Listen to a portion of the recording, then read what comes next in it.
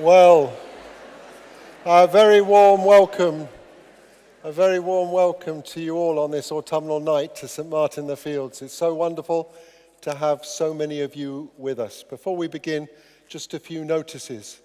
After the lecture, all of you are very welcome. We've got the crypt open downstairs and you're very welcome to come down, discuss, talk and have a drink. The first glasses of wine and glasses of fruit juice are on the house. And after that, you have to pay for them. But if you come and join us, we'd be very, very glad. We're going to do questions because it's such a big audience and we've got the screens. We're going to do written questions today. If you have any question, you can hand them in when I ask or request, and we will hopefully have time for some of those. We've got some wonderful film clips too, which Ken has given us from some of his films as we go through tonight. If you are watching online, you are very, very welcome. It's wonderful to see so many people joining us on the live stream. If you want to ask a question, you can email the question to jolly.gosnold, Gosnold, @smitf.org. And if you forget that, on the screen you will see a note which will tell you that. It will be in the comments there on the screen if you're watching from home. Okay, I think we're ready to begin. It's a huge privilege for us here at St. Martin in the Fields to welcome Ken Loach to give the 5th lecture in our autumn series based on Martin Luther's words, "Here I stand, I can do no other."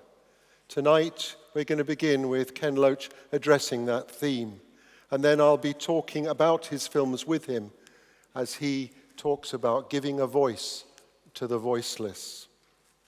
Over a 6-decade career, Ken Loach has been an internationally award-winning and highly acclaimed filmmaker. And he's never been afraid to address the vital social issues of our nation, the nature of deprivation, freedom, poverty, and human justice.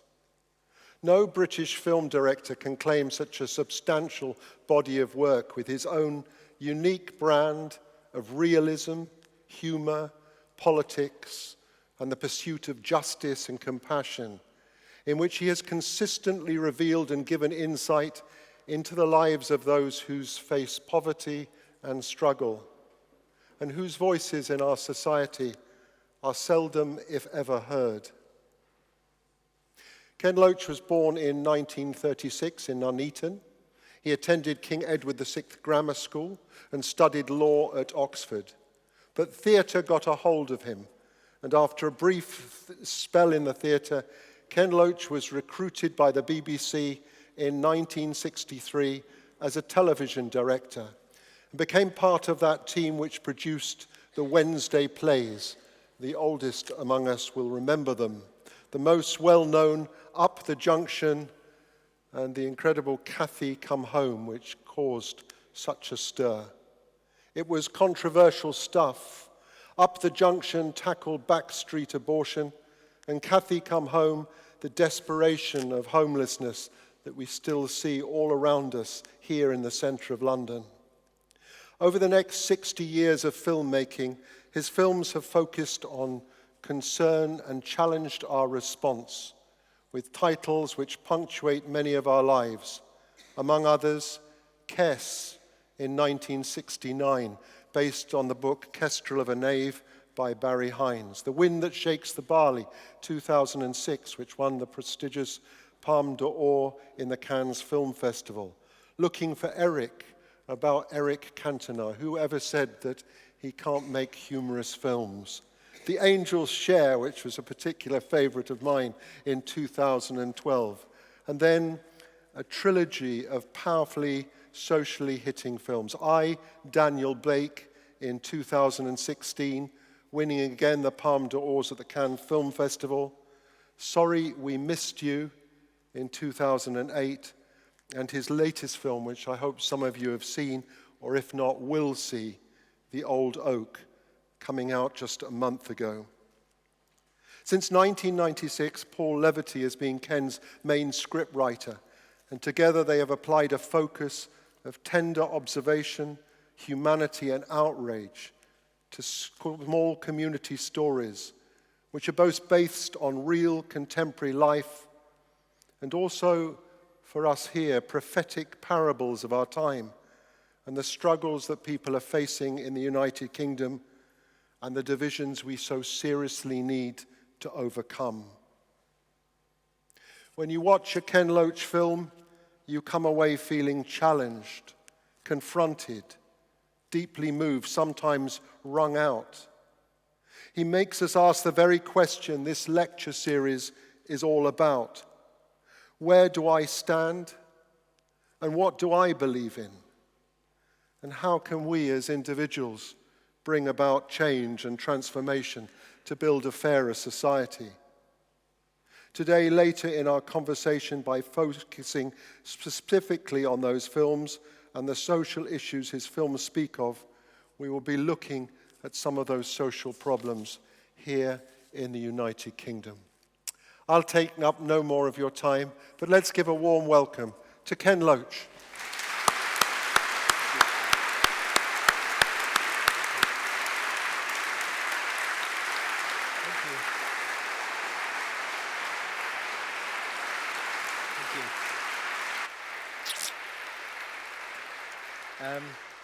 Thank you very much. That's a wonderful welcome, and a big thank you, Richard. Thank you for your kind words, and thank you for this invitation.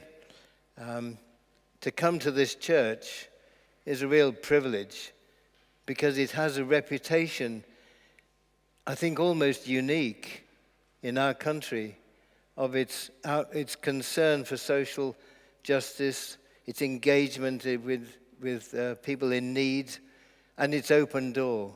And I pay tribute to that reputation, Richard, and it makes this invitation all the more a real honor for me.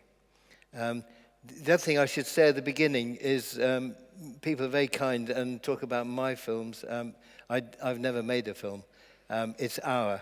As they say in football, there's no I in the team. So making a film is a series of partnerships, a series of collaborations, and I'll talk about that in the course of the evening. But it's where we stand, really, I'll have to talk about. And I think there are thinking about this, there are four main influences that I thought I'd talk about briefly. And they're points in a life, points at the beginning, right at the beginning, points when I just started work, points when I was in the thick of it, and a point just recently. Because it's the things that happen to you that define where you stand and how you respond to them. And so everyone is influenced by their childhood. Everyone has a soil in which they grow and experience the world and then come to conclusions about it. My dad was an electrician. He began his apprenticeship in the pit from a mining family. He was one of 10 and decided he didn't want to spend his life underground, so he worked in a factory, became an electrical engineer, and worked really hard and was in charge of the maintenance. And it was a big factory, machine tool factory in the Midlands called Alfred Herbert's. And he worked there for 46 years. And if my memory serves me correct, they gave him 46 quid when he left. Not the most generous employer, but it was secure. And I learned from him, whether I wanted to or not, I learned if you weren't working, you should be. Because he worked 7 days a week. He had to work when the machines were working, and he had to work when the machines stopped, because that's when you could get to the maintenance. So he worked Monday to Friday, Saturday morning, Sunday morning. It was interesting because the other thing I learned the respect for craft, because he was a brilliant craftsman. Just putting on a 3-amp plug, It was the best. It was quick. Everything was tight. You know, you didn't see the wires coming out at the end. I mean, a great respect for craft. And I also learned a little bit about class, because my mother's family were a step above socially. My grandfather on my mother's side was a tailor, and he had a shop. And I think he had, the cutting room and, somebody who worked in the cutting room with him. And that was slightly above. And I think my father was always aware of that. And my mother's stepmother, her mother had died when she was age 3, which marked her all her life. And my mother's stepmother was very aware of that division in class. And when you look back at your childhood, you think, well, I learned about those social divisions, how you hold your knife and fork, how you sit around a table. And just that different, because the other grandparents didn't have that. It was a miner's family of 10 kids in a 2-bedroom terraced house. Very interesting, the things you pick up about class, not just the social differences. Again, luck plays a huge part in one's development. And I was lucky, aged 11, to pass an exam that condemned 80% of the boys in my town to a schooling that meant they would have no chance of going to university or higher education. You leave at 16. Leave at 16. And again, looking back, well, it was quite soon, became aware of the cruelty of that. Great luck to get into a good university. Immense luck. Toss of a coin, really, whether it's that or being an accountant's assistant, really. And 2 years in national service, and it's a toss-up whether you learn more in a billet of 21 other lads from all over the country or at a university. And you certainly learned a lot from both. So I guess that's the soil that out of which I face the world. The first major influence in where I stand was in the 1960s. As Richard said, a couple of years in the theatre where I didn't get much work, except just across the road of the Duke of York's understudying in a review which starred Kenneth Williams, which may surprise some here, but it happened. I can't believe it happened, but it did. And used to drink at the pub just along St. Martin's Lane in 1960, 61. Anyway, lucky, got a job at the BBC. And this is where I stand begins. Lucky to be in a group of 6 directors and 3 story editors and a producer, where the brief was to tell contemporary stories at a time when TV drama was very rigid. It was in a studio. Theatre sets, big chunky cameras that looked like the Dalek in Doctor Who. And our task was to tell contemporary stories. We realized that you had to do that on film. And so, because the studio, we needed to be in the streets. If you're really to tell the life of people, you can't do it's very hard to do it in a theatre set, in a studio. You need to be in the street. So with a bit of youthful cheek, we managed to get the bureaucracy to accept that. And that was the first lesson. If the bureaucracy says no, keep going, because sooner or later you'll win. And so we tackled various subjects, and the process of making films was exciting. I'd never considered films before, but it was that European cinema was massively influential.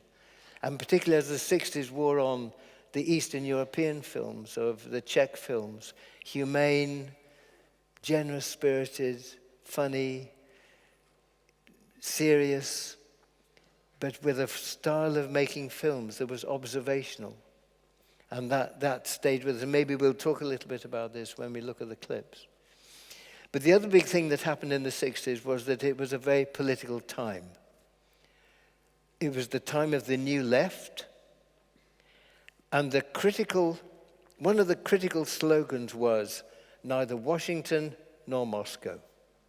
In other words, it was opposed both to the capitalism of the West and opposed to the Stalinism and the distortions of what we saw as socialism in the East, the distortions. So we were fed up with people saying, you want to be a socialist, go and live in Moscow.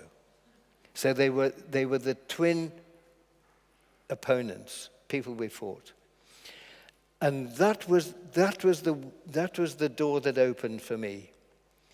Because if you make films about real life, or you try to make films about the society you're in, you have to start thinking, well, why is society like this? Why is there such inequality? Why are some people in the streets, as Richard referred to, and some people with more wealth than they can handle? And so they have to put it away where they won't pay tax. What creates that? Where is it from? And then you start to read the books, and you start to read history, and you read the great socialist texts that begin to explain history. And then you have to test it. Well, is this, I didn't hear that at school. Is it true? I don't hear this on the BBC. Which is right? You have to, like the old saying in the Renaissance, test everything, hold fast that which is true. So that's what we tried to do. And it was a view of history, and a view particularly of the 17th century history. And I think it sounds a rather arcane thing to say when you're talking about making films about contemporary society, but to me, particularly, I think to some of us, particularly to me, that view of the 17th century that said the revolution that happened there is presented as the revolution that began the road to democracy. And I heard it again on a BBC series just this week. The Civil War, the Glorious Revolution in 1688, that was the road, that was the beginning of our democracy. No, it wasn't. It wasn't. It was a revolution in favor of the men of property. And they transformed what was a feudal hierarchy to a property-owning hierarchy. And because of that laid the grounds for a class that could create the benefits of the Industrial Revolution, to accumulate wealth. That was the class that demanded imperialist expansion. That was the class that put kids down the mines, and that gross exploitation we saw throughout the late 18th, 19th century and beginning of the 20th. That is the class. And the great trick they have had is to steal our vote, because gradually we got the vote, couldn't be resisted. And less later, I think it was 1926, was it? When 26 or 28, when universal suffrage, finally the working class men and women got the vote, not so long ago. But they've kept power. And that's the essence of it. So that transformed the way you start to think. And then arising out of that, the other great principle that determines where I stand is the exploration of the conflicts between people at work, labor, and the people who employ them, and those who sell the labor and those who exploit them. And at the heart of that is a conflict of interests. It seemed to us in the 60s, and I want to go on to explain why I think it holds true. There's a conflict of interests because those who employ labor, if they're big corporations or employers, their first priority has to be to make a profit. Has to be. Because if they don't, they certainly won't get investment because the investors will go to somewhere that does make a profit. So if their business goes out of business, maybe a small family firm, I don't know, but beyond that, corporations, major businesses, they have to make a profit. That has to come first. If it doesn't, their business fails. Make a profit first. Right. But we're exploiting the world's resources. We can't afford to use these resources. Doesn't matter. You've got to make a profit first. But you're paying people wages they can't live on. Never mind. There's a depression. Never mind. You've got to get more work for less money. Otherwise, you're out of business. So for the employer, it has to be profit. But for the people doing the work, their needs are diametrically opposite. They need a wage that will support a family. They need a secure social wage so that when they're sick, they can get a hospital, find a doctor, get cured. They need a secure home. They need education for their kids. They need a pension when they're old. That's in diametric opposition to the interests of the employers. And that irreconcilable conflict is at the heart of our economy. And that's the principle that united us in the 60s, the group of us who worked on the Wednesday play. And that's the principle that I think has held good. And until we resolve that conflict by a new settlement, I think there cannot be a harmonious society. There cannot be equilibrium, because there is never equilibrium. So I guess that's where I stand in the 60s and have done since. In the 1980s, people were thinking, well, I mean, and I have to admit I was one of them who said, the old stuff we learned in the 60s, I'm not sure I believe it anymore. And then came Margaret Thatcher. And she proved every point because she needed to make British capital more profitable. So what did she do? She had a three-pronged attack to lower the cost of labor. How do you do it? Well, first of all, allow unemployment to rise, because if there's somebody outside looking for a job and do your work for half the money, you can't defend your wages or your conditions. So unemployment rose from quite low to 3.5 million. People prepared to work for low wages. Mass unemployment. Secondly, provoke strikes that you can win. And she began with the steel workers who hadn't struck in many years since the general strike. We did a film about it. It wasn't broadcast. And then she kept the miners till the end because they were the strongest. Don't take someone on who can rip your throat out. Wait until you've beaten every other union. Then she tackled the miners. And she was prepared. And the government was prepared. And they won. And then you impose the laws, because now you have control. You impose the laws. People can't have a mass picket outside their works to try and stop people breaking the strike. You have to vote. You can't work when you're a collective.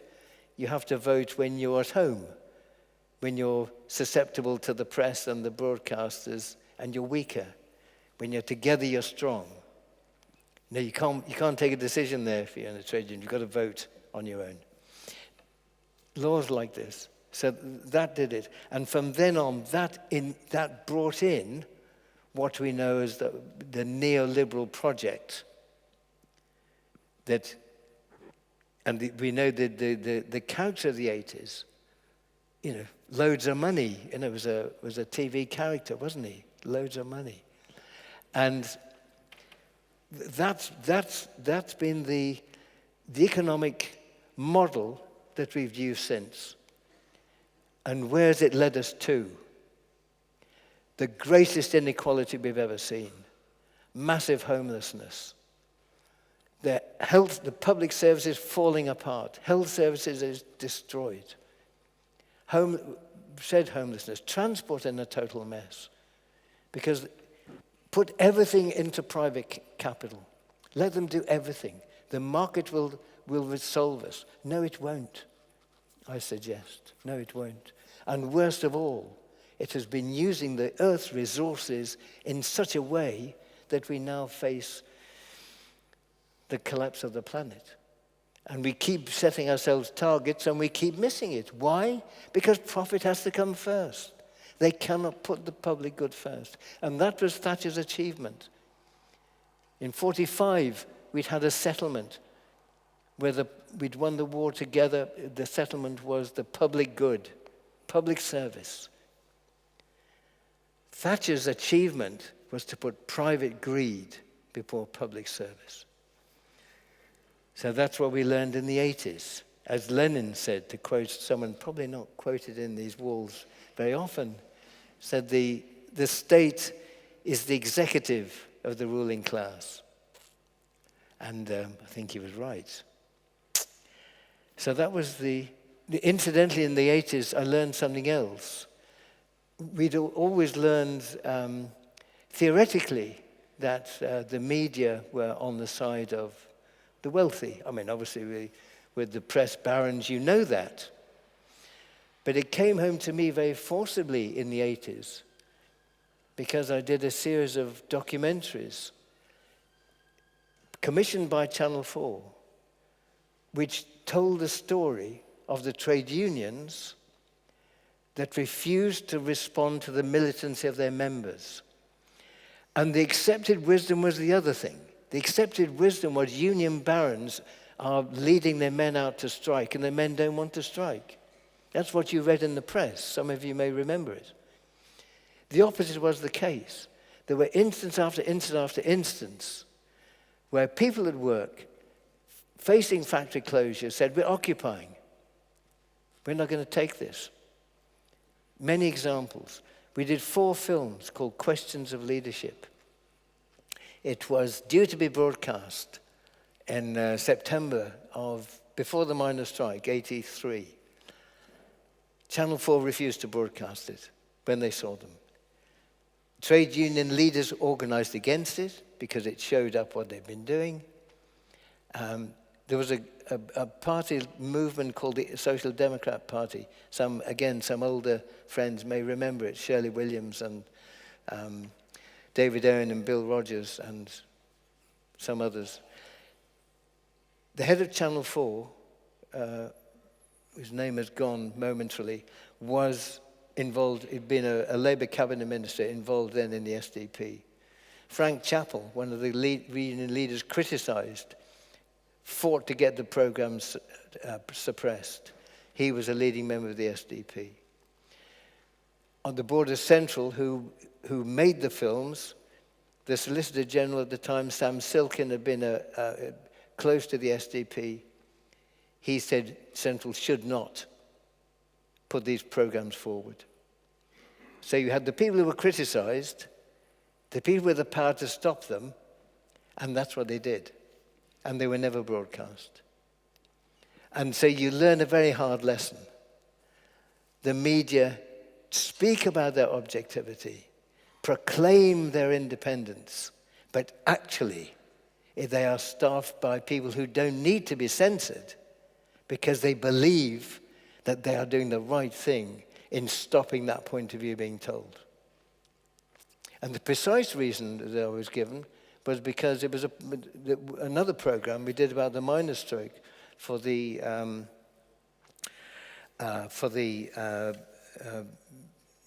arts program, the South Bank show, about the songs and poems of the miners.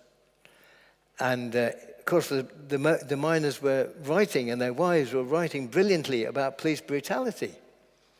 And we got some pictures of policemen whacking the miners over their heads with truncheons. Put some poems and songs to it. When the heads of South Bank shows saw it, they said, we're not going to show that. I said, why not? He said, well, you're showing police hitting miners. I said, well, that's what they did. He said, well, we can't show that. And they didn't. And they didn't. So you learn a very hard lesson about the so-called independence of broadcasters. Sorry, I'm taking a long time over this, but quickly. So that was the third one. Thatcher endorsed the politics that we learned in the 60s. The fourth example is shorter to tell because everybody will know it, and that is the political assassination of Jeremy Corbyn. The words political assassination are the words of Peter Oborne, who's not a man of the left, but a journalist who does believe in the truth.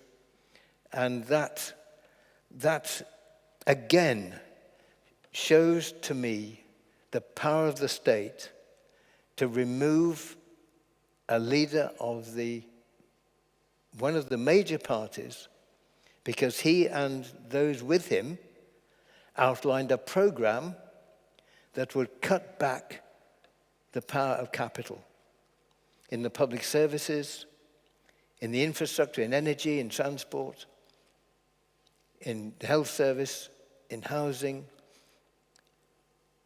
public investments directing into the regions that were neglected and abandoned,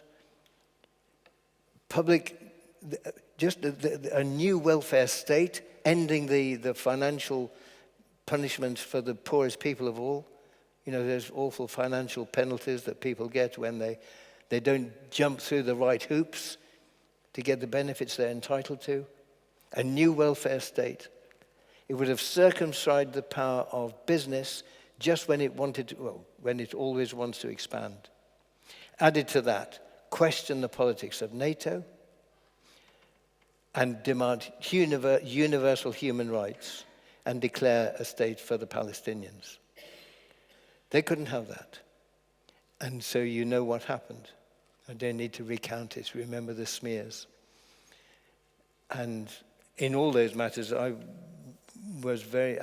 have become and am now very close to the many brave Jewish people who said this campaign is wrong. So you learn again the lesson of the British state. Well, all states, I guess, have the same qualities. That when it comes to the interests of those in power, the wealthy, the privileged, those who control what is produced, how it is produced, the terms on which it is produced, that is the role of the state, is to protect the ruling class. And if that language sounds old-fashioned, I'm sorry, but that's the truth. And that's the state we're living in. And it makes you realize, or it makes you ask the question, if we are to vote for change, what's the smear going to be? What's the tactics going to be to prevent change happening through the ballot box? Now, I don't know the answer to that. I don't know the answer. But I know that's a question that if you believe in democratic change, you have to look what happened to Jeremy Corbyn. And he achieved two things. Well, his group achieved two things. It became the biggest party in Europe. 600, from over 200,000, it reached 600,000 in a year or so because it was so popular with people. 600,000, biggest party in Europe. They never mention that. And in 2017, if there had been a few thousand votes and a few constituencies different, they would have won the election. And a general was quoted, a serving general was quoted in the Sunday Times as saying, the army will not allow that. And nothing happened to him. Now we have to think really seriously about the state of our democracy when a political party which has the capacity to be so successful, whose ideas are popular, and that leadership is removed. And we know what has happened now. The Labour Party is so close to the Tories, you can't put a cigarette paper between them. Big questions. Anyway, that's where we stand. The class conflict is there till we win. Thanks very much.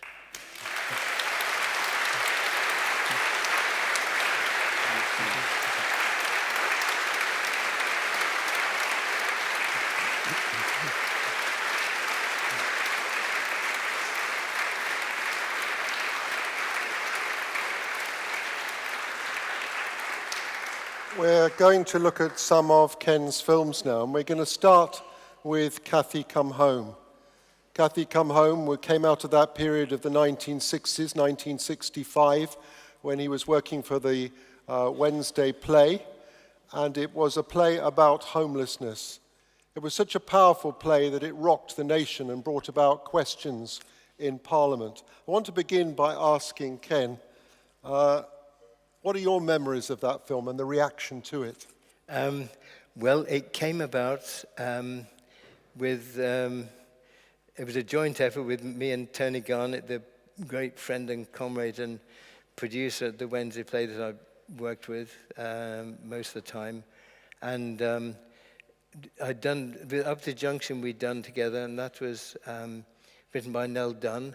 And Nell's partner at the time was Jeremy Sanford, who was a journalist. And he came with that idea, and we managed to get it done. It was a time when the BBC had no micromanagement. I mean, you could just do it, really, and they saw it just before it went out. And it wouldn't happen now. And we did it in 3 weeks. Carol White, who was a terrific actress, very vulnerable, really made herself vulnerable in the part. And Ray Brooks, again, a terrific young actor. And we just went round. We had 3 weeks to do it all. We chased from place to place. We went to Birmingham. It was the camera on the shoulder to get it done. It's very rough and ready.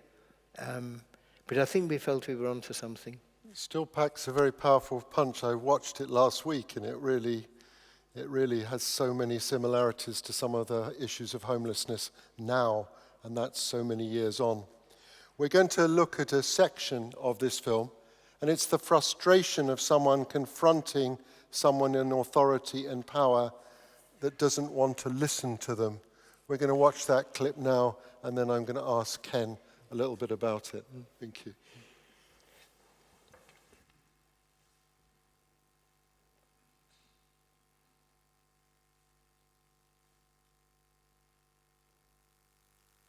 Mrs. Ward, have you any friends or other relatives who might help with accommodation? Look, if I had, I wouldn't be here, would I? Mrs. Ward, I have to draw your attention to a fact which is not very pleasant, but in our emergency accommodation, well, it's not very nice. Some of the people are a little rough. Now, are you sure you want to go in? Look, I don't want to be cheeky, but we've already been here for 6 hours. If I had any choice, do you think I'd have stayed? All right, sit down. Mr. Ward, please. Have you got a bit of chocolate? Keep it quiet, please, Kath. Now, Mr. Ward, I'd just like to check 1 or 2 facts with you, please. You and your wife lived at your mother's house up to what date exactly? January 62. 62. And at what address would that be? 97 Maysole Buildings, Maysole Street. Really? Not Mayberry? No, Maysole. Now, Mr. Ward, your wife's mother. What is your wife's mother's address? Do you have any sisters? No. Oh, I thought you said... Oh, Mr. yeah, Ward. well, there's one teenage sister, but she don't count. She hasn't got a house. She's just courting, see. Grandmother or grandfather? Yeah, I've got a grandfather, but he's in a home. Now, Mr. Ward, how many rooms does your mother occupy, that is, at Maysole Road? There's 1 bedroom and there's a living room. But there's 3 adults living there already, see. The accommodation we have available is for wives only. We can't accommodate husbands, I'm afraid. Yeah, but why can't you accommodate the husbands then? Well, we used to house husbands at one time, but we had to discontinue the practice. They used to tear up the sheets.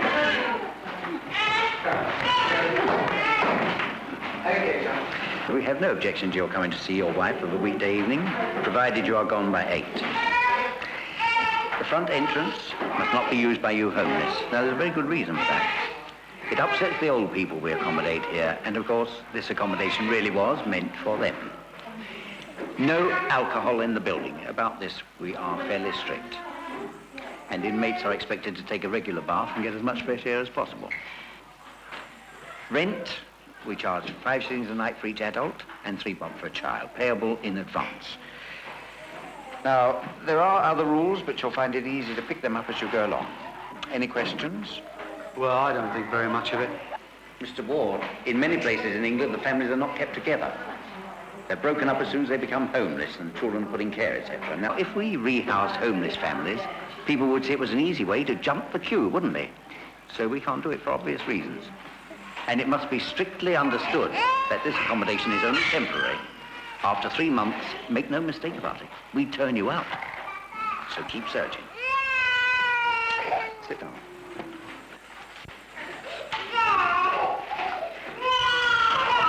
Well, don't eat it then. I'll eat it. Give it to me.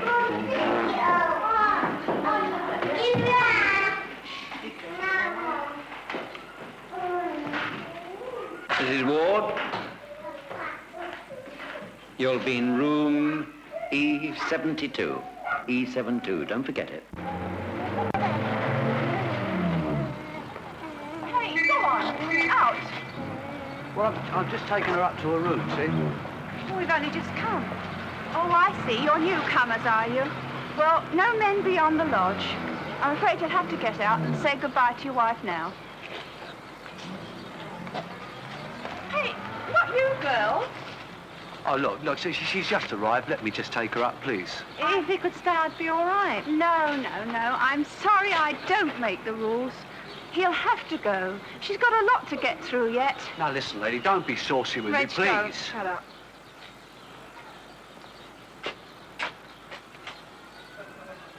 Well, Many social workers feel that all homeless families are problem families. They may not be when they arrive in our hostels, but they usually are when they leave. It was considered that if a man couldn't provide a home for his wife and children, he wasn't much good. But that is certainly not true today. The great majority of the homeless families we deal with are decent citizens, and all they want is a home of their own.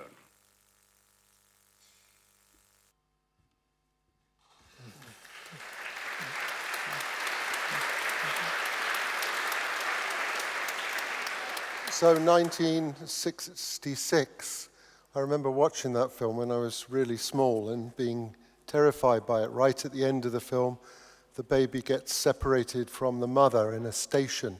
And it's one of those really haunting scenes where they're pulling the baby away from the mother because the mother has gone into greater and greater poverty. Many organizations started as a result of that film, like Shelter, and Shelter began its life here at St. Martin's. I work with the Connection next door, and I hope that we've improved. But do you think things have changed, Ken? Well, for the worse, yes. The one change that happened at the time was that local authorities did have to house the couple that had to house a family together. Now, I don't know how long that lasted, and I'm not up to date with all the detailed rules for homeless families now. But we do know that homelessness has increased enormously. And that, again, it's an example of the market that doesn't work. I mean, the market is producing luxury flats that are bought by companies as investments.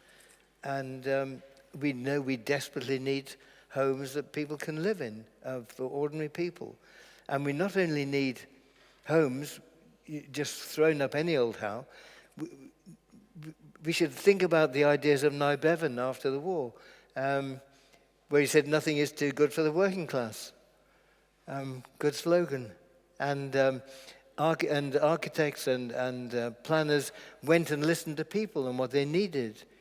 And so his houses were gardens and green spaces and the facilities for communities, health and education and transport.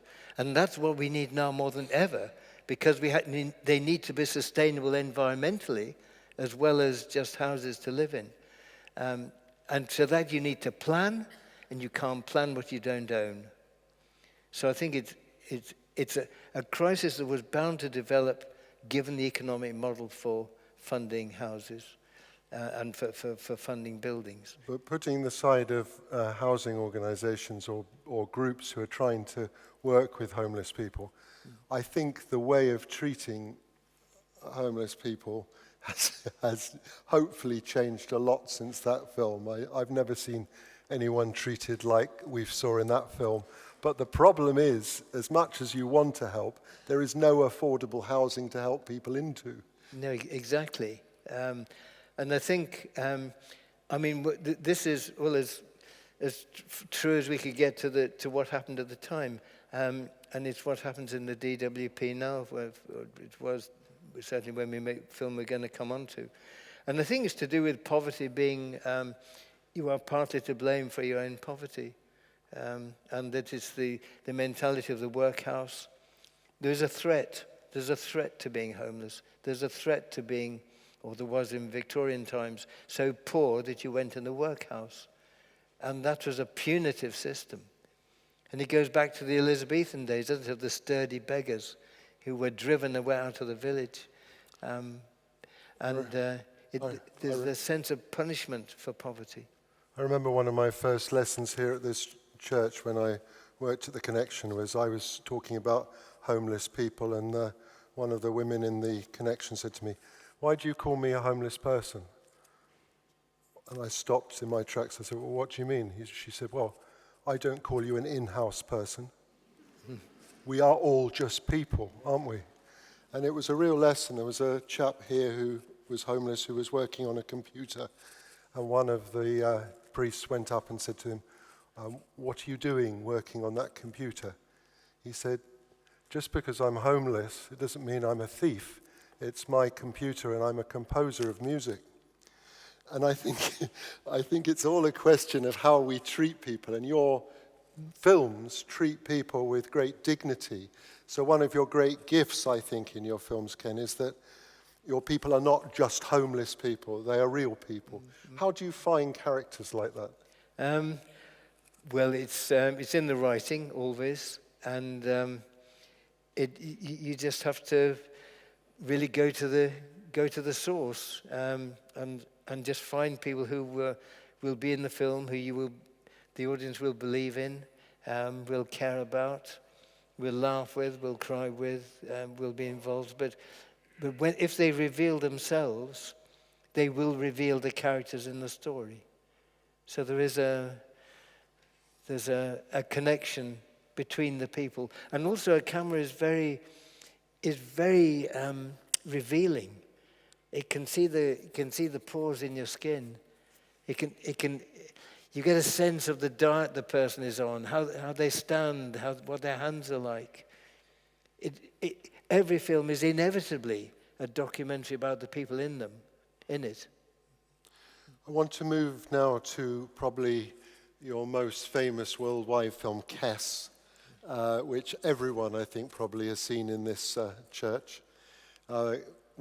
Based on the book by Barry Hines, A Kestrel for a Knave, it is a film that every time I watch it still moves me. It's a film which has an abiding sense of presence, and the young actor, Billy, in the film, I think it's one of the finest performances of acting that I've ever seen. In fact, the acting is so good that you don't even think he's acting. Before we watch a clip from that, can you just tell me how you got him to act as if he's not acting, but he is just himself? Well, I think it's simplicity, really. One of the givens of the film is that every child has got something. Every child has got a quality or talent that we may not notice, but every child has got something. And we went to the film where Barry had been a teacher, to the school where Barry had been a teacher, and it was just a two-form entry secondary modern school.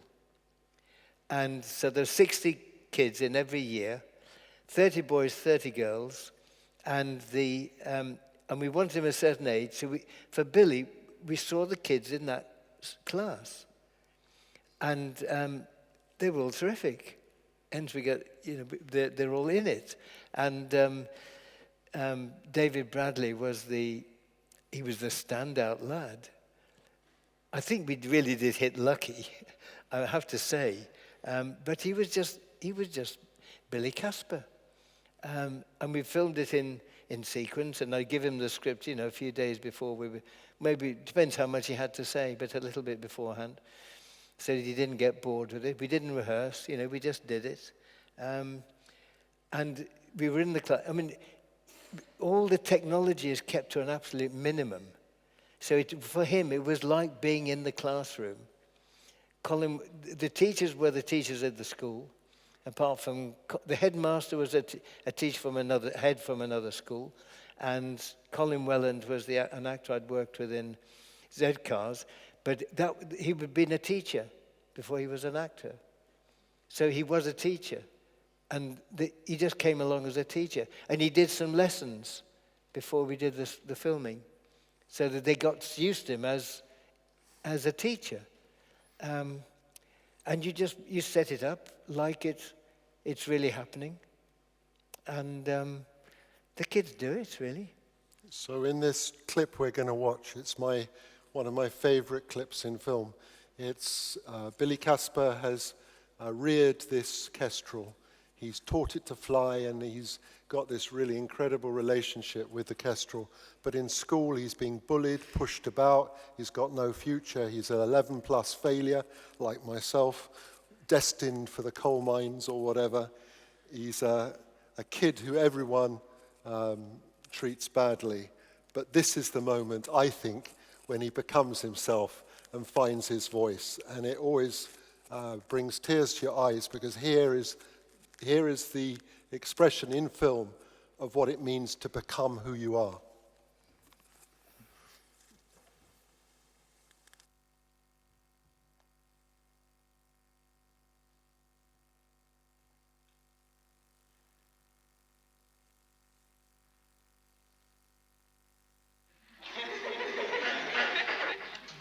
Things that had actually happened. How about another one? What about you, Casper? Casper! What, sir? What, sir? You'd know if you'd been listening. What have we just been talking about? Stories, sir. What kind of stories? You haven't been listening to a word I've said, have you? Yes, sir, some of it. Some of it? Stand up.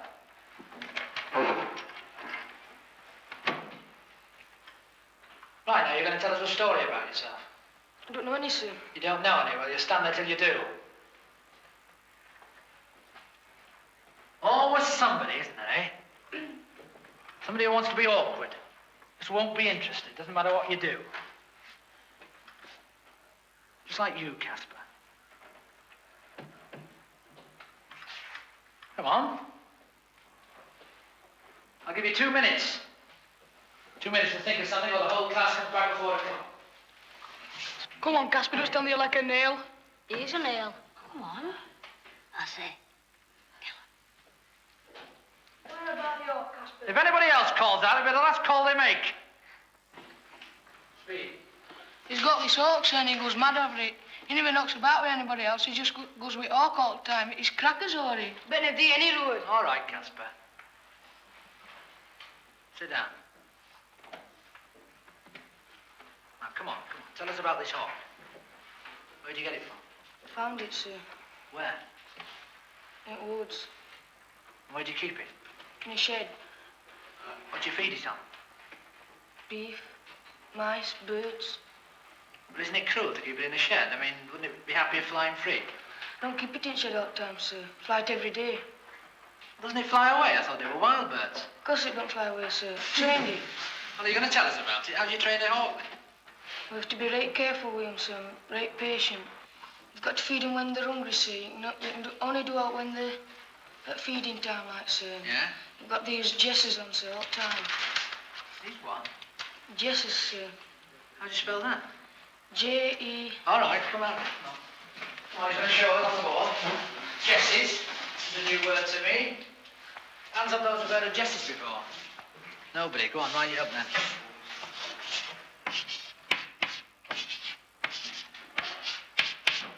Right, now tell us what it is. Well, they're like leather straps and they attach to birds' feet. And say I've got a bird on my hand, straps go down there, then they swivel. Swivel, right down on the board.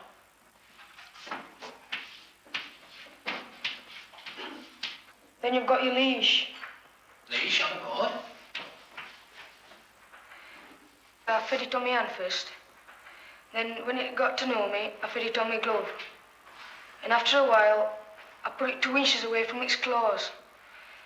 And like that, started to jump for me eat.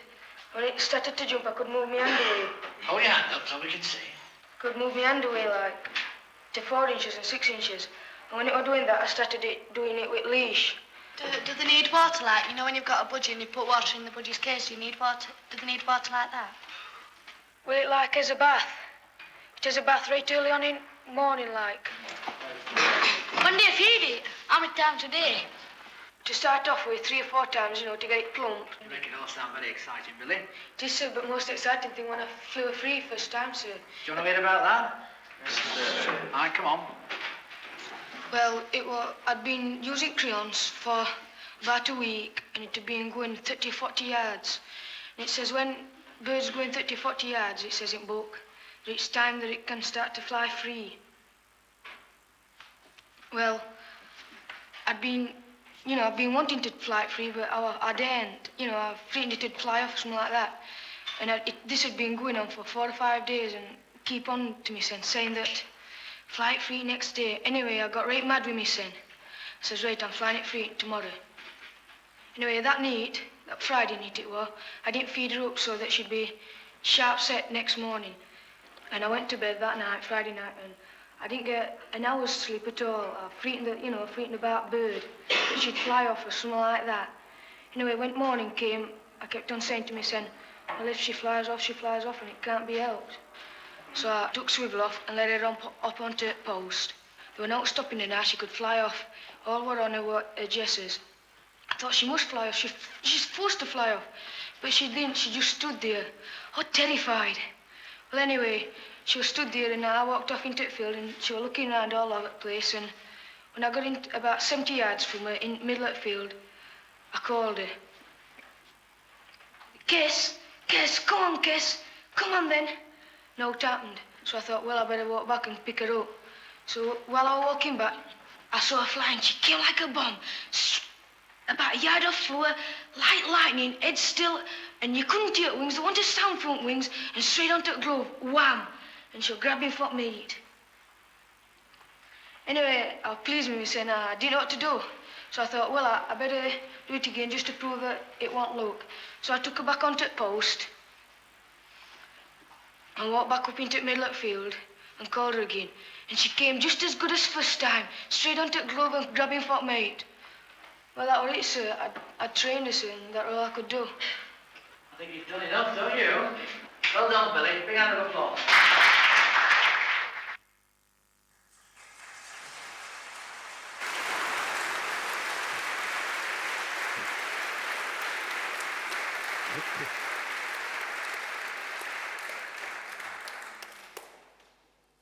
Education, those scenes where children become who they are. I was one of the ones who took advantage of that because I said failed the 11 plus but got into a comprehensive where we were given a chance. Do you think education has improved and more young people are getting chances now?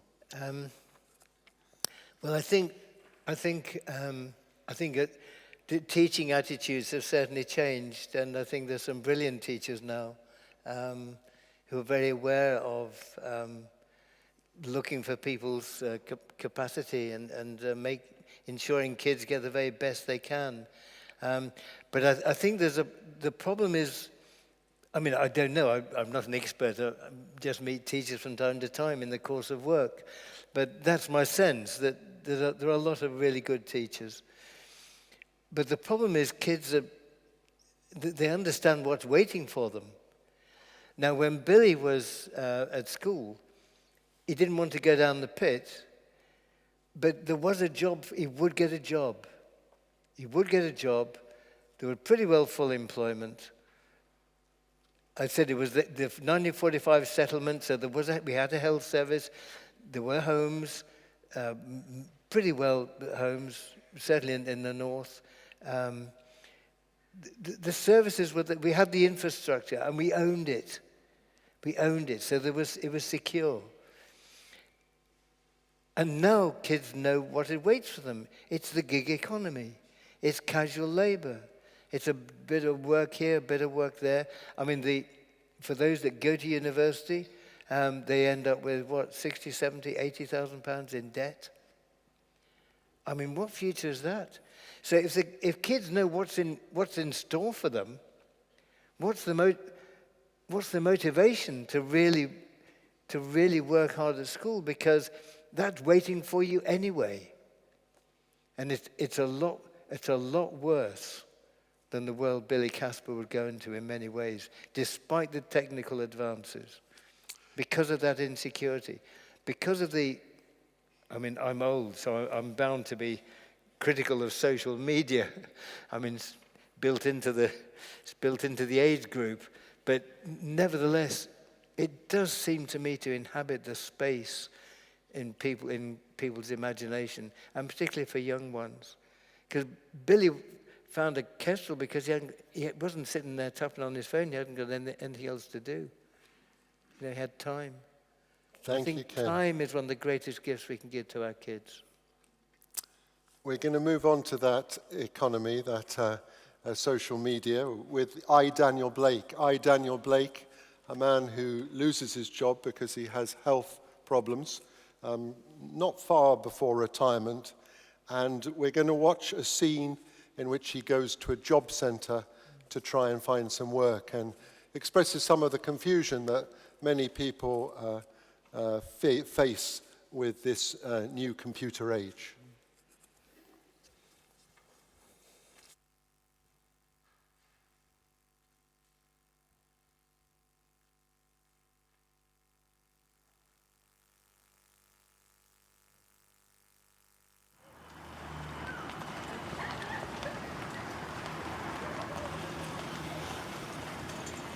On the one hand, job seekers allowance is only for those able and ready to work. But if you're ill, you have to apply for employment and support, get an assessment carried out. Well, I've done that, but they've knocked us back.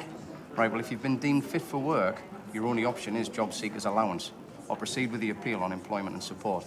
Wait, can you give me a form for, job seekers allowance and then an appeal form for employment and support? You have to apply online, sir. I can't do that. Well, that's how it is, sir. Or you can phone the helpline. Listen, you give me a plot of land, I can build you a house, but I've never been anywhere near a computer. Do you know what? We're digital by default. Oh, here we can. I hear this all the time on the phone. I'm digital by default. Well, I'm pencil by default.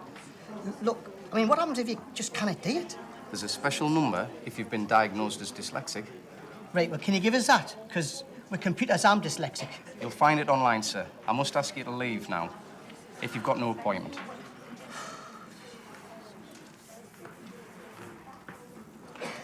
Right, can I help you?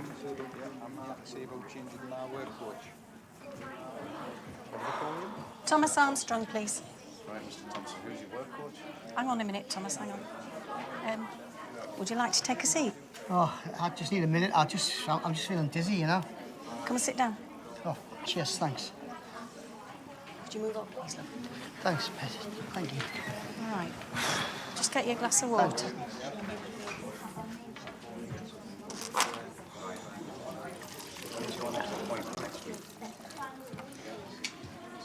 Oh, thank you, Pet, thank you. Are you all right? You look a bit pale. It's just so bloody confusing. All the jargon.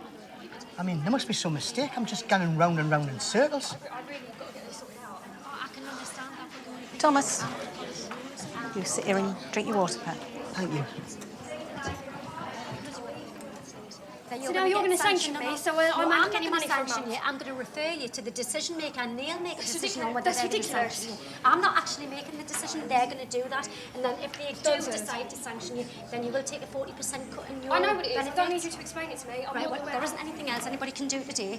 Well, So there what is. I'm going to It's have to funny do is you look. but I now think you've decided that you're going to put me in for a sanction. I have to follow the rules. And the thing is, if you're going to be aggressive with me, then I'm going to have to ask It's you not to about me leave. being aggressive. No, I'm going to have to ask you I'm to trying to leave. explain to you a situation, and you don't care. Security. I don't know why people like you do Security. this job. Referring you to the decision maker. It's all the same thing. I don't want to read your language because it's all the same thing. Listen, I'm sorry, look, but you're going to have to... I don't. Yeah, all right. Thank you. Take your hands off me. I'm going to speak to the manager. I don't want to speak to you. I'm just trying to. Sorry? I'm just explaining It's not what's you I want to happening speak here. to. No, Go back up there. Right, come and talk to me then if you've got Okay, something sorry. to say. All right. I've tried to explain to the woman, I've never been to Newcastle before. We've just moved up here from London. I've been here a few days. I don't know where I'm going, okay? I was on the bus, it's gone the wrong way. We've run, got off the bus, run, so there wasn't any more late. She just doesn't want to know. She doesn't want to know. And now she's telling me she's going to refer me for a sanction. What I want you to do is listen to me, okay? The lady's told you what's right. There's rules here, rules that we have to stick to, okay? It isn't against you, but you have a duty. Listen, I'm not saying it's against you me. have All a I'm duty saying is, to be here on time. and I'm explaining to you why I wasn't here on time. Do you know but what? I got lost. I understand, right? But what I gather now is the decision maker. The decision maker's going to be sending you a letter through the post. You're going to have to wait for that, and then you're going to... I've got, my kids have got to start school tomorrow. I've got about 12 quid in my purse. Do you know what All because you can't just calm down and listen to people when they talk. Right, You all again, have to do this. do you know what? I've with your listened to you. rules. You've created a scene. I think I've created this... No, mate, I've think you created... need If to I leave was the going to building. create a scene, you'd know about it. You need trust to me. leave the building. I'm sorry, look, Okay, you need to... I'm going to This have is to go. ridiculous. I'm sorry. What am I Jesus supposed Christ! to do? Who's first in this queue? I am. Do you mind if this young lass signs on first? No, you carry on. There you go. Now you can go back to your desk and let her sign on and do the job that the taxpayer pays you for. This is a bloody disgrace. Listen, all right? This doesn't have to involve you. Everybody's trying to do their job here, and you're creating more of a scene again. But look, you're not listening to her. She's out of the area. She's just been here a few minutes, cackling on her assignment. She's got 2 kids I'll with her, tell you man. what. Right. What's wrong with you right. people? Listen, this isn't your concern. I want you to get out as well, all right? I need you to leave. We need to do this right, yeah? All right? Listen. Just going to phone the police. Phone the police. Can we get some perspective in here? That's ridiculous, man. All right? Come on. Thanks very Come on, much. bit of perspective, Right. please, here, man. Oh, wait, don't be silly. Shouldn't even be in the Listen, job. come Shouldn't on. even be in the job. Please, come on, get out. Ah, she needs help, man. Let's get going. Ridiculous. Just let her sign on. Let's get going, all right? Please. I don't know what's wrong with you lot. I really need you don't. to keep going for me,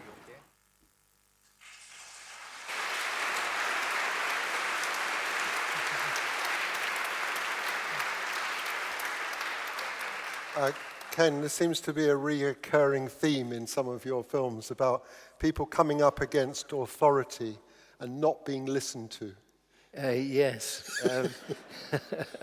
Yes, there is.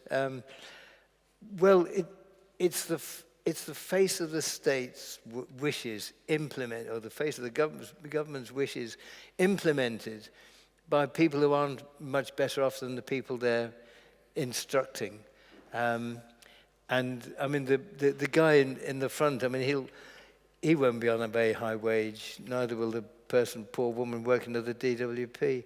And they have to implement the rules as given. Oddly enough, when we were casting it, all the people who were working in the office for the film were ex-workers for the DWP.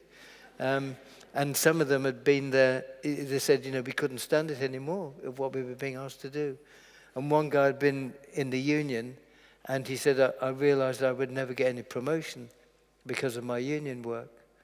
But I think when you are punished like that, and you deny people money who are there because they have nothing, you are condemning them to hunger. And we all know that, and the government knows it, because the food banks have risen by, 30% last year or 50%? I'm sorry, it's one or the other. A huge rise in hunger. And we have now institutionalized hunger. And if we don't comment on the fact there are food banks. And in the last, I think they began under New Labour, but they're massively increased. And it's tolerated. I mean, it's extraordinary. And we have institutionalized hunger. And now it's normal. And if you don't put an extra tin, when you go in the supermarket, some kid isn't going to eat. And step back and think, this is our country. What have we done to it? The next clip we're going to show you is about a food bank, and it's one of the most powerful scenes in I, Daniel Blake. And afterwards I'm going to ask Ken about it.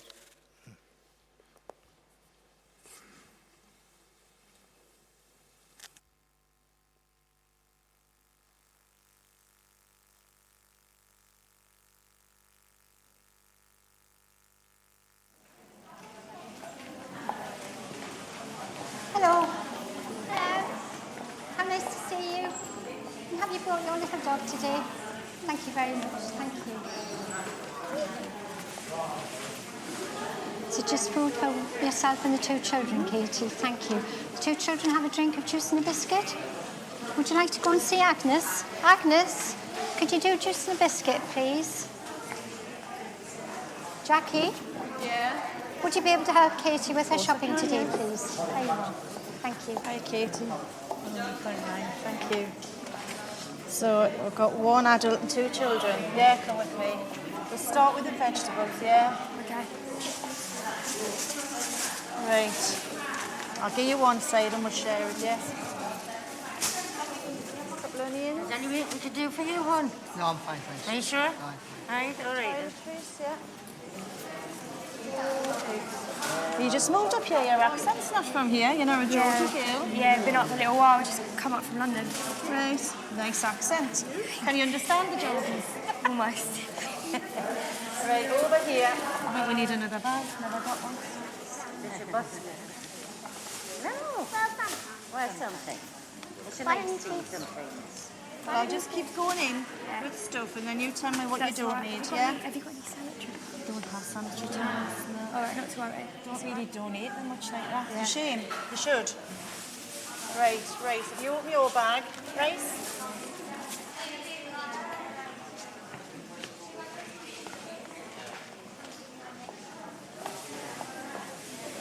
And a couple of toilet rolls. Mm-hmm. Yeah. I'll go to the food. It's falling out my bag. I'll put the tins. Right. Tins in yours. I'll put them in there. Another tin. Anything else you want? There you go. Okay, thank you. There's pasta sauce over here. I'll get you some pasta sauce. The pasta sauce. And there's a pasta here as well. I'll get you a pasta.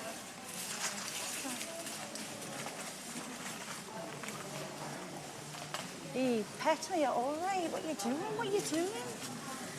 Come and sit down. It's all right. It's all right. Come and sit down. It's all right. You're okay. It's all right. It's all right. Do you want a drink? I'm really sorry. What's the matter? It's okay, darling. I'll get you a drink. Mum, what's going on? It's okay. Just really hungry. Okay. Look up there. No. It's okay. There's no harm done. Oh God, I'm done. I feel like I'm going under. Look, you'll get through this, darling. You'll get through this. Kate, listen to me. This isn't your fault. You've done amazing. Dumped up here on your own with two kids. You've done nothing to be ashamed of. Come on, you're okay. Come on, wake yourself. Come on. You're okay. If my mum could see me. Oh. Okay. Look, these people are here to help you, Mum. You know, you've done nothing to be ashamed of. I'm so sorry. No, you're all right. Can I get you Sorry. anything else? Do you need some paper, tissues, or baby wipes? Get some baby Thank wipes. you. I felt really faint. Really? Can I get you something to eat? Would you like something? Yeah, soup or some... If you got some water. Sure, what? Yeah, anything? Yeah, you might want some food. Please, Give him something sugary. I'll get you donuts or something. Yeah.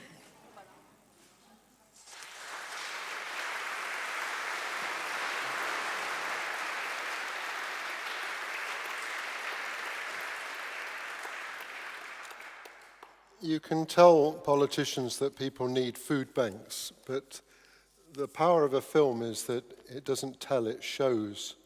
Did you visit many food banks before you made that? Or? Yes, well, and Paul Laverty, who wrote it, a wonderful writer and friend and comrade again, and he visited more than me. But we heard that, well, Paul heard it first, then I went to the same food bank and heard it again.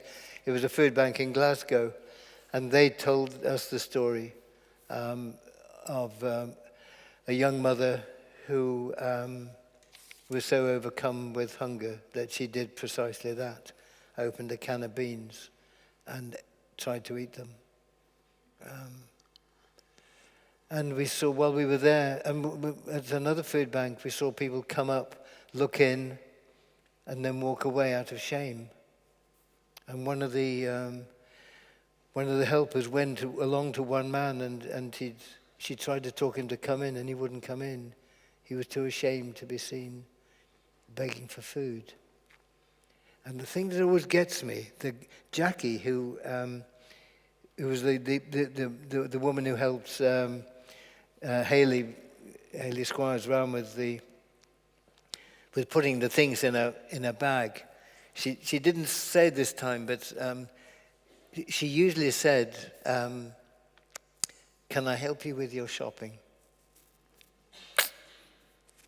And there's such generosity of spirit there, and understanding of how to leave people with dignity at this most humiliating moment in their lives. And I thought that was terrific.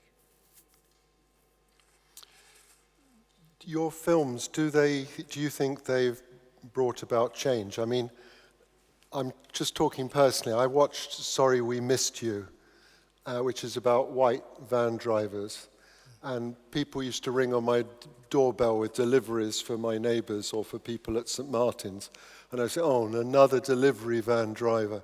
And I used to ignore them. But since I watched your film, I run down the stairs as fast as I can to open the door, because you've made us so aware of these delivery van drivers working on 0-hour contracts. I can't bear to think of them losing money because I'm too slow coming to open the door. And again, on that film with social care, it had never struck me before that people who are doing such a vital job of social care are not getting paid for the transport between the people they're caring for. And I know that my brother, who looks after my mother, who's got dementia, he now always wants to take the carer in his car so that she won't have to waste any time. Yes. So, but do you think your films have brought about change? Well, I mean, maybe they ask questions, but it hasn't changed the policy of the DWP, and neither party has said they will end the financial sanctions now. And that's the killer. That's the killer. And because I said before, if you take money away from people with nothing, they will go hungry. There's no choice. And in fact, one of the politicians was actually emphasizing that again, you know. And I think it was George Osborne who talked about a lifestyle choice. And I was told, the minister at the time said that it's, yes, I've heard about the film, it's fiction. Well, at one level it is, but, you know, I think we know that underneath there's, well, I hope there's some truth in it.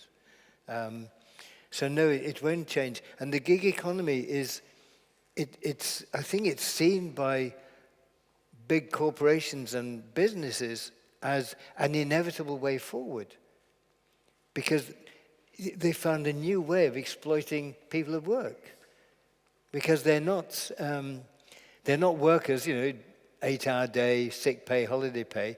They're private contractors selling, but providing a service to the employer. I mean, of course, it's nonsense, but it means you've got to work for as long as it takes for you to deliver that service. And in some instances, and I don't know if it's still the case, if you're sick, well, tough. If you have agreed to provide that service as a contractor, therefore, if you don't provide the service, you pay a fine. So, of course, they're just employees. You know, they don't have a choice. But all the power is with the employer. And I think that's And now, of course, we see the increasing privatization of public services, and we know that's going to continue if Labour wins the next election. They've said as much. He said he'll out-Blair Blair. So we know what's in store. So, and that means the subcontractors will use casualized labor, because that's what they do. That's how they get the contract. They've got to provide the service at a lower cost and make a profit. So what's the inevitable consequence? What is the inevitable consequence? People do more money for less work, and the service depreciates. So the gig economy is here to stay, as far as I can see, because that, or as far as we could see, because that's if one big company does it and can provide the service at a cheaper cost because of it, the others will have to follow suit. Otherwise, they'll lose their share of the market. That's the logic of their system. So and we tried to show the devastating consequences for families, if people are out all hours of the day and night and struggling with debt, as we know so many do. Now, as you can see, Ken has never shied away from the important issues of our society, and his new film is no exception. His new film tackles the issue of immigration, with Syrian families moving into a poor village on the edge of Durham, and the prejudice that grows up between the people in the village and the Syrian refugees. But as always in his films, there are characters of great compassion and depth and kindness. One of them is TJ, who works at the local pub, or runs the local pub. I want us to see the trailer for that film, and then I'm just going to ask him one or two questions about this last piece of work. I don't know whether it's your last film, or maybe you've still got many more films to make. All right, lads. How come they're getting all that stuff? They've lost everything. They've left a war zone. She's taking your photo there. You better delete that photo. They're just kids, man. Let them get in their house and get settled, man. I'm really sorry that happened. Can I say I'm surprised if you hear the stuff that come out within the pub. This has become a dumping ground, lads. We've been in this village all our lives, and we're supposed to share it with that lot who don't even know them. Thank you for your kindness when we arrived. I really appreciate it. My name is Yara, by the way. What's yours? Tommy Joe Ballantyne. Do you mind me asking? Are you all right? When I was a little girl, I wanted to be a photographer and travel the world. If you've got a moment, you'll come back to the pub with me. I wanted to show you the photographs in here. The whole way of life, just gone forever. When you eat together, you stick together. My mother always said that. Some of the locals are struggling too. Everywhere's closed. Even the school's gone. We can't even look after our own. Just going from bad to worse, isn't it? Imagine if all the families mix and start to eat together. If you eat together, you stick together. Go on, go on. The village, the old oak. You need this. It's like a bloody refugee camp. And what's your mouth, Bob? It's not charity. This is solidarity. This is about we do something together. It takes strength to build something new. It takes strength to build something beautiful. Shukran. Do you know what shukran means? It means thank you. Shukran. Shukran.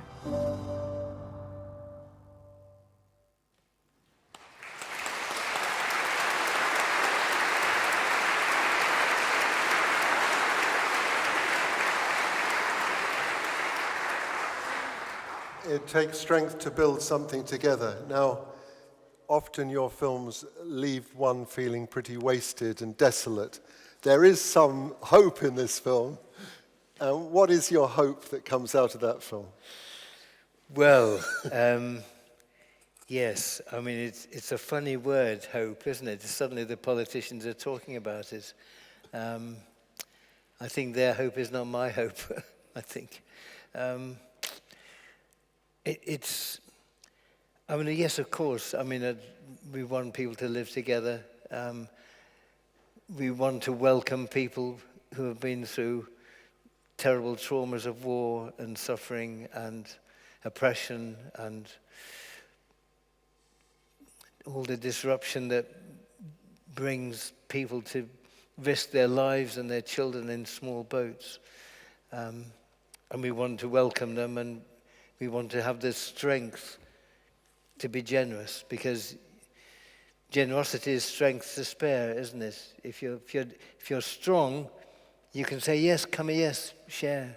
If you're weak, if you feel vulnerable, if you feel cheated, if you're angry and bitter, of course people close up. And that's the fear that people who know, and there are many in our society who know they're being cheated, who feel they have nothing. And of course they become prey to the far right, who say, well, the biggest problem we have is not the collapse of the health service. It's not the destruction of the environment. It's not the chaos in traffic. It's not the homelessness. It's people in small boats. That's the problem. Turn the small boats round and everything will be all right. And we know that's nonsense. So, I mean, I think our hope should be more firmly based.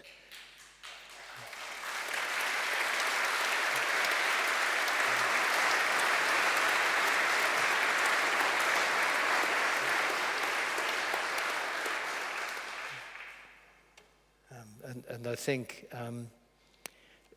when we were talking about this, we thought, well, hope is political, because hope is not wishful thinking. Hope is not writing a letter to Father Christmas and putting it up the chimney at Christmas time.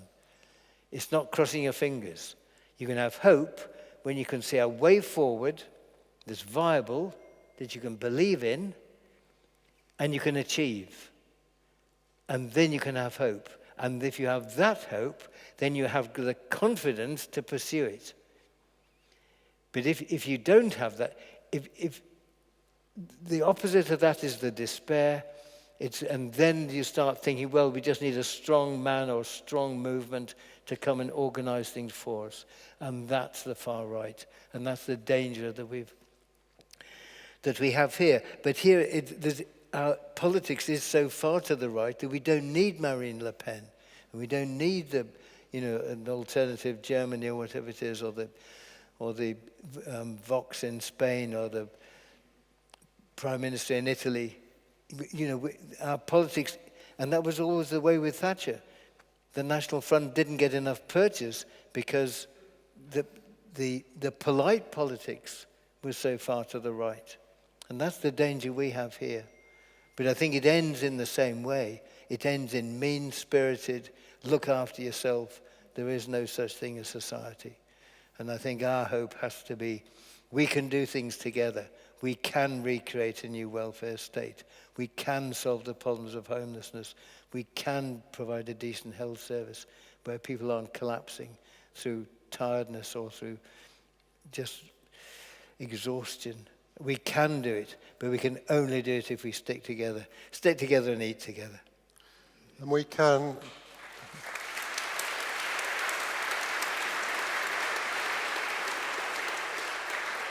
And we can live in a nation where refugees and asylum seekers are not considered the scapegoats of our problems, but we can see their talents, their gifts, and the way they've made this country the country it is today. Thank you, Ken. Thank you.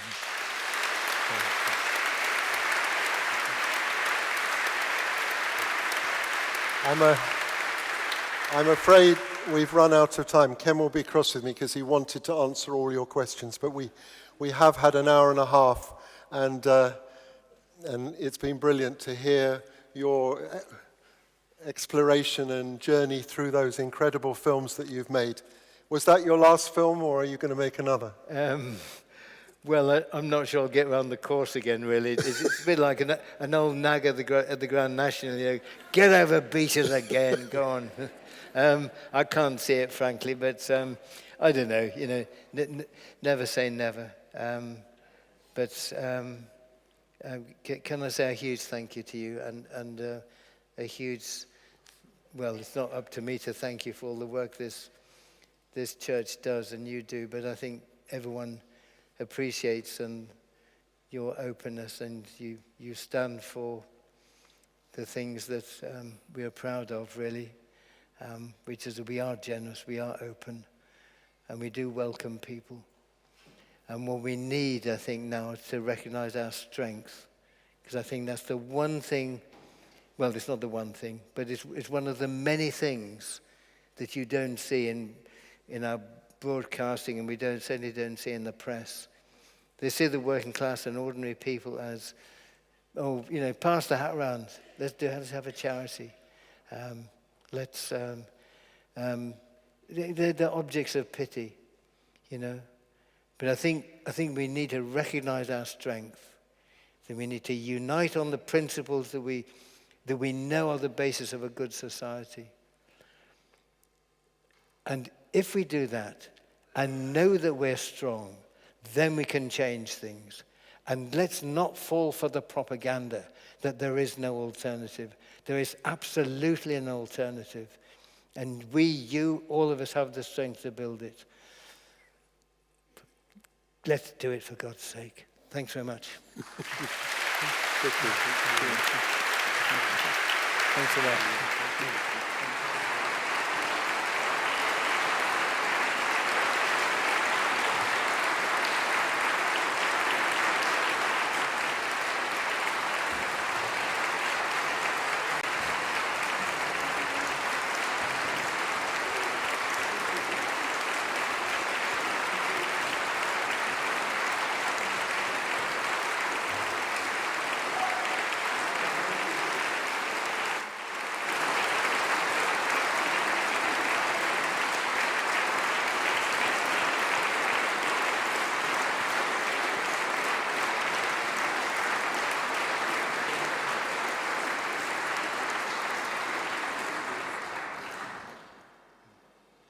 Ken has moved, challenged and inspired us. Do come back for the 6th lecture in the series next week with Rory Stewart, also available online to watch. And the week after with our own vicar, Dr. Sam Wells, being interviewed by his wife, Jo Bailey Wells, Bishop Jo Bailey Wells. So lots to look forward to in the series. Do come downstairs for a drink if you can. And thank you so much for coming, everyone in the church, everyone online. It's been a joy having you here tonight.